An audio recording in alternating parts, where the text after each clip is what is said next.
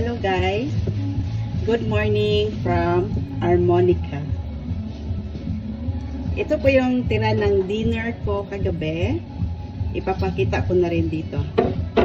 So ito na po siya guys. So in case hindi ko siya mauubos mamaya, so i-smoothie ko na lang siya bukas. And ginawa ko siyang smoothie. Ang dinagdag ko lang, barley juice or barley powder, moringa powder, and pistachio nuts. And then, ang sinabaw ko kibali is walnut milk. Minsan, ang nilalagay ko is almond milk. Okay? Let's taste.